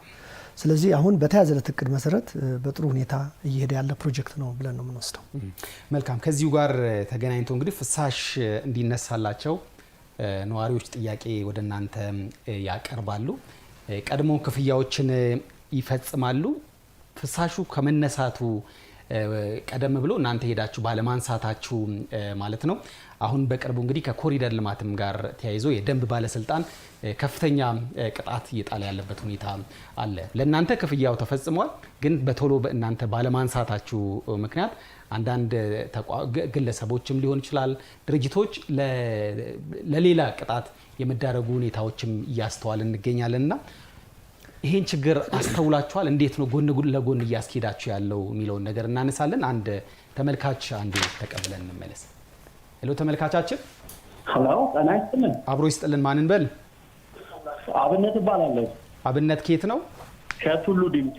ቱሉ ዲምቱ። ቱሉ ዲምቱ እስቲ ፕሮጀክት 12 መልካም። ቀደም ሲል ጥያቄ ተነስተዋል። እሱን እንደማይደግሙት ልተማመን። ይቀጥሉ። ኦኬ። እኛ አካባቢ ላይ ምንድነው አንደኛ እዚህ ከሸገር ማዶ ላይ ዋናው መስመር ተሰብሮ ነበር። አሁንም በዚህ በኮሪደር ልማቱ ኦልሞስት የዚህ የውሃ ልማት ባለሙያዎች ይጠግናሉ። ኢሚዲየትሊ ይሰበራል። ኦልሞስት 15 ቀን ይሞላል ውሃ ከጠፋ። በጣም ተቸግረናል። ሁለተኛ ባለሙያዎቹ ጋር የስነ ምግባር ችግር አለ። ለምሳሌ ውሃ ችግር ሲኖር ያው ወደ 13 ምናምን ብሎኮች አሉ። እዛ ብሎኮች ላይ ውሃው በቦቴ አንዳንድ ጊዜ ያው ለከተማውም በከተማ ያሉት ምንጭ ያመጡ አንዳንድ እዛ ውስጥ ያሉ ባለሙያዎች በብር ነው ወይስ በነፃ ነው የሚል ነገር ነው የሚያነሱልን። ውሃው ደግሞ ወደ አራተኛ አይወጣም። ያው ህዝቡም ኦልሞስት ወደ ባሉት ብሎኮች ውስጥ አራተኛ ላይ አይወጣም። እንደገና ሰዓት ደግሞ የተቀመጠ ቅዳሜ እሑድ ነው። ቅዳሜ በፊት ከሚመጣው ሰዓት ትተው ኦልሞስት ማታ ላይ ይከፍታሉ። ባውስ ከላይ ሳይወጣ መልሶ ደግሞ የሚዘጋበት ሁኔታዎች አሉ። ይህን ስንል ግን ሙሉ በሙሉ ስራው አልተሰራም ማለት ነው። በጣም ስማርት የሆኑ ባለሙያዎች ቅዳሜ እሑድ በዓል የማይሉ ባለሙያዎች እንዳሉ ደግሞ መታወቅ አለበት እዚህ ውስጥ። መልካም። ተቋሙን ቴንኪ ማለት የምንፈልገው እንደዛውም ግን አንዳንድ ችግር ያለባቸው የስነ ምግባር ባለሙያዎች አሉ እዛ አካባቢ ላይ እኔ ትኩረት ቢያደርግ። የግልጽነት ጥያቄ ለአቶ አብነት አላችሁ? መልካም። እዚህ ለነሱ ነው በኋላ ላይ ለመመለስ እንዳይቸገሩ ብዬ ነው። በጣም አመሰግናለሁ። ሌላ ጥያቄ ከሌለው በጣም አመሰግናለሁ። ታንክ ዩ። አመሰግናለሁ አቶ ሞገስ። እንግዲህ እንዴት አቻችላችሁ እየሄዳችሁ ነው? አንዱ መቶ ጠይቋችሁ ክፍያ ከከፈለ በኋላ በቶሎ ባለመድረሳችሁ እናንተ ያሞልቶ ሊፈስ ይችላል። ለዛ ደግሞ ኃላፊነት የተሰጠው ደንብ ባለስልጣን ደግሞ ከፍተኛ ቅጣት እየቀጣ ወደ መስመር እያስገባ ከመሆኑ ጋር ተያይዞ እዚህ ውስጥ ችግሮች እየተፈጠሩ ነውና ይሄን በምን ያህል ደረጃ ነው ያያችሁ? ፍሳሽ ማንሳት ላይ አንዱ ደንበኞች እንዲያውቁልን የምንፈልገው በእኛ የደንበኞች ካታጎሪ 3 ምድብ ነው ያለው። መኖሪያ ቤት ያልሆነና የቦኖ ውሃ ተገልጋይ። የመኖሪያ ቤት ያልሆኑ ደንበኞቻችን 100% አውትሶርስድ የሆነ ነው፣ በግል ፍሳሽ ማንሻ ድርጅቶች የሚስተናገዱ ናቸው። ስለዚህ ሆቴሎች፣ ሆስፒታሎች፣ ትምህርት ቤቶች መሰል ድርጅቶች የፍሳሽ ሞላቢ ጥያቄያቸው ሙሉ በሙሉ የሚስተናገደው በሶስተኛ ወገን ነው። ከዛ ውጭ ያለው መደበኛ ደንበኞቻችን ቅድም እንዳልኩት በኮሪደር ልማት ህገወጥ ፍሳሻቸውን ህገወጥ መንገድ ያስወግዱ የነበሩ አሁን ላይ ወደ ተቋሙ በመምጣታቸው የፍሳሽ ማንሳት ቀጠሯችን ምናልባት ከአንድ ሳምንት እስከ 20 ቀን ከፍ ብሎ ነበር ባለፉት 2 ወራት ውስጥ። በዛ ሰዓት ያጋጠመ ችግር ከሆነ ቅድም ያልኩት ነው። ከዚህ በፊት ያልነበረ ጥያቄ በጣም በርካታ ጥያቄ በመምጣቱ ወረፋ ረዝሞባቸው ሊሆን ይችላል። አሁን ላይ ግን ከአንድ ሳምንት ያነሰ ነው። ሌላው ሁለተኛው ፖይንት የትኛውም ፍሳሽ ይነሳልኝ ብሎ ጥያቄ የሚያቀርብ ደንበኛ የፍሳሽ ታንከሩ 50 ሳንቲሜትር ሲቀረው የፍሳሽ ይነሳልኝ ጥያቄ ማቅረብ ይኖርበታል። ምክንያቱም አንድ ሳምንት ቀጠሮ 2 ቀን ቀጠሮ ሲባል ያቺ 50 ሳንቲሟ። አቶ ሞገስ እዚህ መካከል እንግዲህ ለብልሹ አሰራርም መንገድ እንዳይከፍት ለማድረግ ምላሾትም ከዛ አንፃር እንዲመለከቱት ከባለሙያ አንፃር ቀደም ሲያነሱት የነበረው ነገር አለ። ማህበረሰቡን ማገዝ ያለበት ሁኔታ አለ። አንዳንዴ ወደዛ የማስጠጋት ወይም ደግሞ ያኛውን ቅጣት ከምቀጣ እዚህ ጋር የሆነ ነገር ላድርግ ወደሚል እንዳይሄድ ከማድረግ አንፃር ክትትሉስ እዚህ አካባቢ ላይ ያለውን ነገርም አያይዞ ቢያነሱት። የፍሳሽ ማንሳት ስራችን እንግዲህ አንደኛ የምንከታተልበት መንገድ አሰራር ተበጅቷል። ተሽከርካሪዎች የሚወጡበት ስራቸውን አጠናቀው የሚገቡበት መውጫና መግቢያ ሰዓታቸው የተወሰነ ነው። ሁለተኛ የሚሰጣቸው ነዳጅ ስታንዳርድ አለው። በተሰጣቸው ነዳጅ ምን ያክል ፍሳሽ ያነሳሉ የሚል ግልጽ ስታንዳርድ አለን። ከዛ ውጪ ሱፐርቫይዘሮች አሉን። በመድፊያ ቦታዎችና አንዳንድ ቦታዎች ላይ ቼክ ይደረጋል። ነገር ግን ትልቁ አሁን እኛ በጣም ብዙ ችግር አስቀርቷል የምንለው የተጠቀምነው ቴክኖሎጂ ነው። የትኛውም ደንበኛ ወርክ ኦርደር ከሌለው ፍሳሽ ማጣሪያ ጣቢያ ሊደፋ አይችልም፣ አለስ ወንዝ ላይ ወስዶ ካልደፋ በስተቀር። ስለዚህ ቁጥጥሩም በቴክኖሎጂ የታገዘ ስለሆነ የከፋ ችግር አለ ብዬ አላምንም። ነገር ግን አሁንም ቢሆን የስነ ምግባር ችግር ግን 100% አይኖርም ብሎ መደምደም ስለማይቻል እነኚህ ጉዳዮች አንደኛ መኪኖቻችን ላይ አሁን በቅርቡ የምናጠናቀቀ ይሆናል። ስልክ ቁጥር እንጽፋለን። ደንበኞች ቫኩም ትራኩ ላይ ያለውን ስልክ በመጠቀም ኢሚዲየትሊ ሪፖርት ማድረግ ይችላሉ። ከዛ በተጨማሪ የስልክ ጥሪ ያለን 906 እሱንም በመጠቀም ጥቆማዎችን ከሰጡ ደንበኞች የጠየቁበትን ቀን የምትመዘግቡበት እናንተ ጋር የሚደርስበት አጋጣሚዎች አሉ። ያ ማለት ለምሳሌ አንድ ደንበኛ ክፍያ ከፍሎ ሞልቶ ሊፈስ የሚችልባቸው አጋጣሚዎች ሊፈጠሩ ይችላሉ። ያ ሰው መች ነው የጠየቀው? ከተጠየቀበት ጊዜ ጀምሮ የምትከታተሉበት መንገድ ምን? ይሄ በሲስተም ይመዘገባል። መቼ ጠየቀ፣ መቼ አገልግሎት አገኘ በግልጽ እናውቃለን። ምናልባትም ደንበኛው የመጸዳጃ ቤቱን ባህሪ ሳያቀልጡ እንኳን የመሙላትና የመፍሰስ ችግር ካጋጠመ ቅድሚያ ሰጥተን ነው የምናገለግለው። ለዚህም አሰራር አለን። መልካም፣ በጣም አመሰግናለሁ። እንግዲህ ምላሹን አግኝተዋል ብለን እናስባለን ተመልካቻችን። በፌስቡክ ደግሞ ከደረሱን ጥያቄዎች መካከል አንደኛው ተሰማ ሹምዬ ይባላሉ። ከቤተል አካባቢ ነው። ወደ ጋራ መኖሪያ ቤት ወደ ላይ ውሃ እየወጣ አይደለም። ይሄም ደግሞ አንዳንድ ባለሙያዎች ኃይሉን በመቀነስ ጭምር ይሄ ነገር እንዲደርስ እያደረጉ ነው የሚል ቅሬታ ነው የላኩልን። ኢንጂነር እንዲህ አይነት ቅሬታዎች ደርሷችሁ ያውቃል? ከጋራ መኖሪያ ቤት ጋር በተያያዘ የኃይል ወደ 3ኛ 4ኛ ፎቅ ከዛም በላይ ያልወጣልኝ የሚሉ ቅሬታዎች ይደርሱናል ብዙ ቦታዎች ላይ። በዋናነት የሚገጠን የኃይል መቆራረጥ ሲኖርብን ወይም ደግሞ አሁን ለምሳሌ ይሄ ቆንጆ ሰፈር ስለሆነ ለምሳሌ የሚሆን ቤቴል ወይም ደግሞ አንፎ የምንለው አካባቢ ያሉ ሳይቶቻችን በአጠቃላይ ከአቃቂ ዌልፊልድ ነው የምናመጣውና ቅብብሎች ጣቢያዎች አሉ። እዛ ለመድረስ ወደ 4 ስቴሽን አለ። እነዚህ በኃይል መግፊያ ነው የሚመጡትና መቆራረጥ ሲኖር የኛ የኮንዶሚኒየም ዝርጋታችን ከታች ወደ ላይ ነው። ታች ያለው ሰው ያግኝተው ይመጣልና ላይ አይደርስም። እንደዚህ ነገሮች ይገጥሙናል። መቆራረጥ ነገር አለ። በዋናነት እንደዚህ እስከ 4ኛ ፎቅ ድረስ የውሃ ማቅረብ እኛም ስላለብን ታርጌት አድርገን የምንሰራቸው ስራዎች አሉ። ኢመርጀንሲ ደግሞ ይሄ በውሃ በቦቴ በተሽከርካሪ ሲከሰት ምንሰጥበት አለ። ከ4 በላይ ቅድም አቶ ሞገስም እንደገለጹት ቤቶች ሲሰራ ታንክ ታች ፓምፕ ኖሮ ስለሚሰራ እንደዚህ አይነት ነገሮች አይገጥመንም። የሚገጥሙ እነዚህ ከ1 እስከ 4 ያሉ ሆነው መቆራረጥ ሲኖር ነው። ይሄኛው አሁን የጋራ ኃይል ከመቀነስ ጋር የደረሳችሁ ነገር አለ? ከዚህ ባለሙያዎች እንደዚህ ያደርጉ በቂ ኃይል ወሰዳችሁባቸው? አይ የሲስተም መንካት ምናምን አይደለም። ሰፈሩ ይሄ አሁን አንፎ ጋር ነው ቤተል ጋር ያለን ኮንዶሚኒየም እና ይሄኛው ምንድነው ከኛ ሲስተም ፒክ ነው ባይዘው የመጨረሻ ላይ ነው። ከሱ አካባቢ ለመስጠት በጣም ሲቪር ብዙ ማጥበብ ያለብን ነገሮችን መስራት ያለብን ሰርተን ነው እንጂ የሚከብድ አካባቢ ነበርና እሱን አስተካክለን እየሰራንበት ነው። ግን ችግሮች ነበሩ፣ አይደርስም። ይሄ ሰውኛ ንክኪ አይደለም፣ የስቴሽን የመግፋት አቅም ላይ የተወሰነ ነበር። እሱን አስተካክለናል። መቆራረጥ ሲኖር ግን ክፍት ብሎ የሚታይበት ሰፈር ስለሆነ ቅሬታ ይግር ያው ተመልካቻችን ቅሬታ አቅርበዋል። በሌሎች ቅርንጫፍ ሰርቪሶቻችሁ እንግዲህ ትከታተሉታላችሁ ብለን እናስብ። ከዚህ ወደ ሌሎች ጥያቄዎች እንሄዳለን። አንድ ተመልካቻችን በቀጥታ መስመራችን ላይ ይገኛሉ።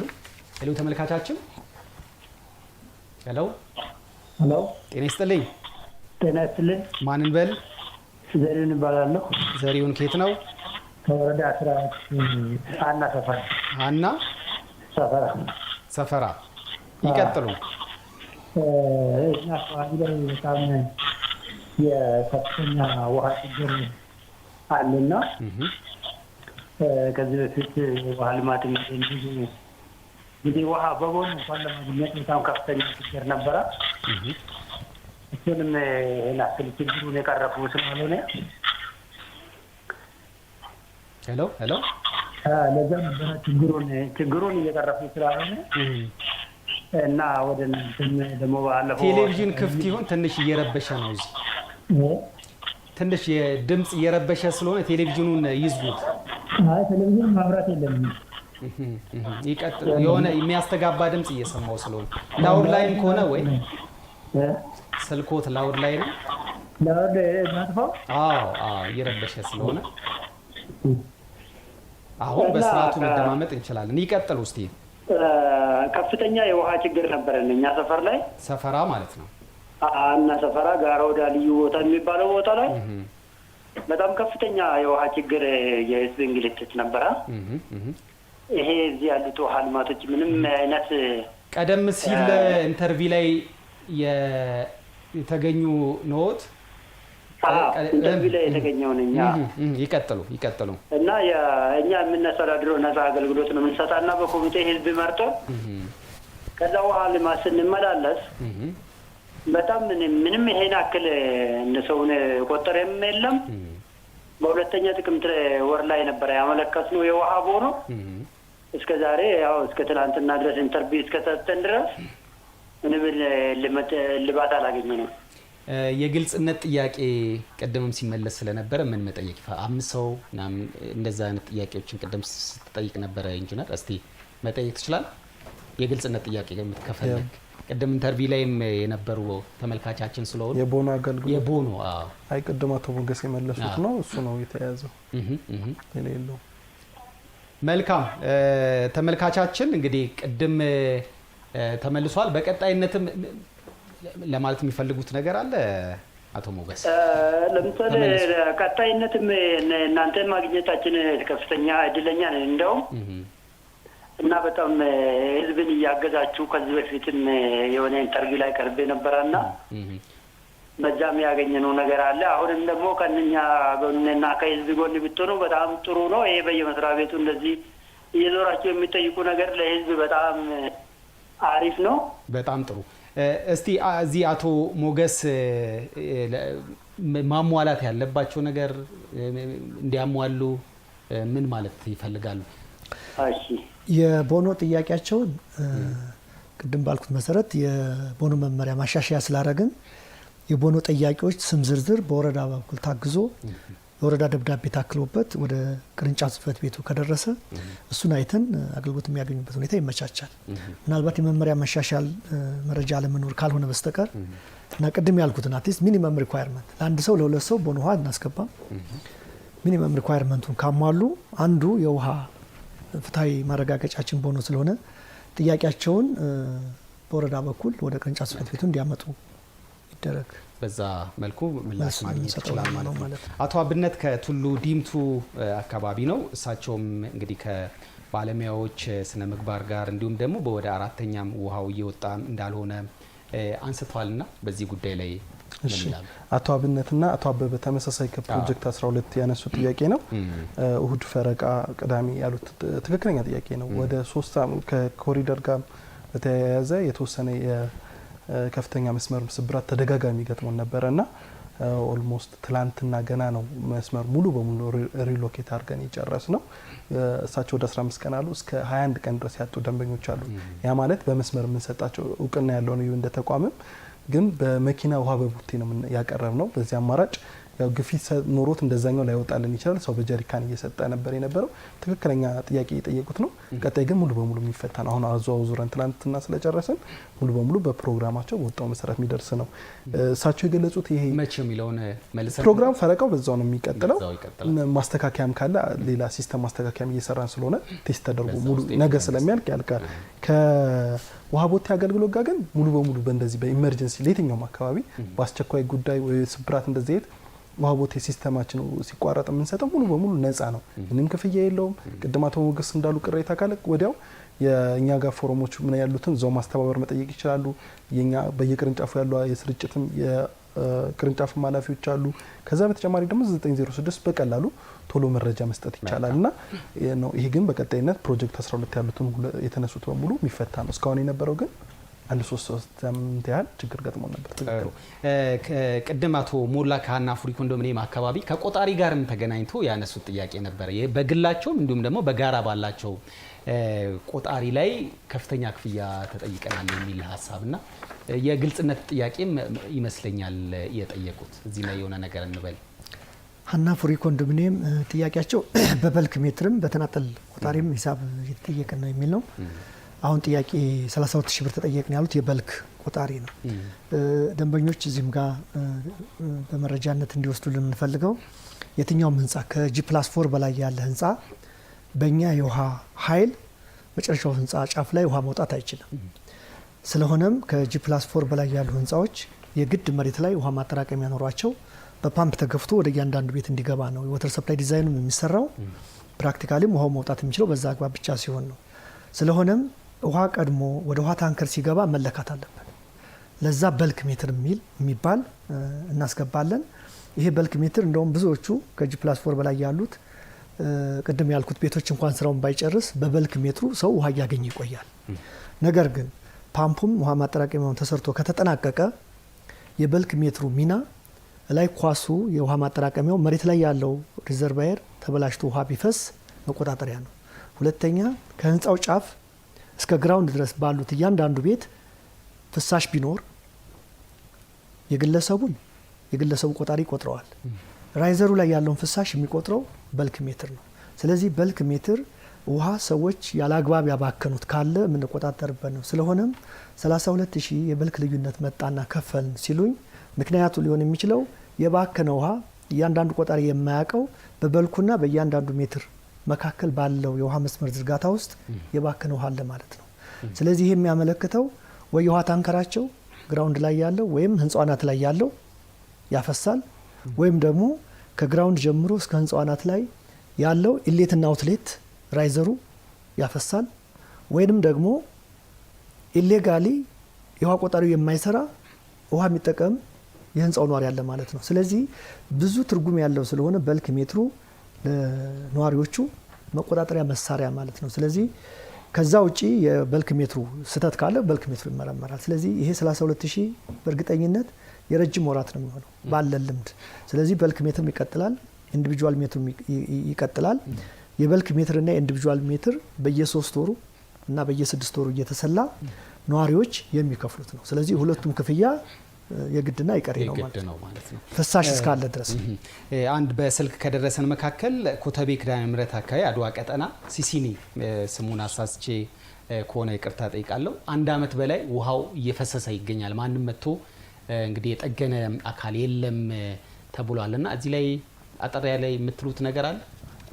ሱስኒ ኪዳነ ምሕረት ጋር ሰፈሩ እንግዲህ አሁን ከመረጃውን ወስደን አካባቢውን አይተን እንድንወስድ እመርጣለሁ። መልካም፣ ወደ ሌላ ጥያቄያችን እንለፍ። እንግዲህ ከባለድርሻ አካላት መካከል ከእናንተ ጋር ከሚሰሩት መካከል የመብራት ኃይል አንደኛው ነው።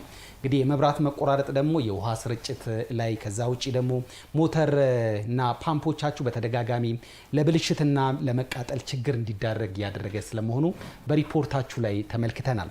ከዛ በተጨማሪ እንግዲህ በዚህም የህዝብ ዘንድ ሰፊ የመልካም አስተዳደር ችግር ሆኖ ውሃንም እንግዲህ የመጠጥ ውሃን በአግባቡ ማህበረሰቡ ጋር ካለማድረስ አንጻር የሚነሱ ጉዳዮችም አሉ። የመስሪያ ቤቱን በጀትም እንግዲህ ለነዳጅ ፍጆታ እያዋል ነው በከፍተኛ ደረጃ የሚል ስሞታም እንዲሁ እናንተ ጋር እንዳለና ቃልና ለዚህ ባለስልጣኑ ምን መፍትሄ አቅጣጫም ሊሆን ይችላል አስቀምጦ እየሰራ ነው የሚለውን ነገር እናንሳ እስቲ።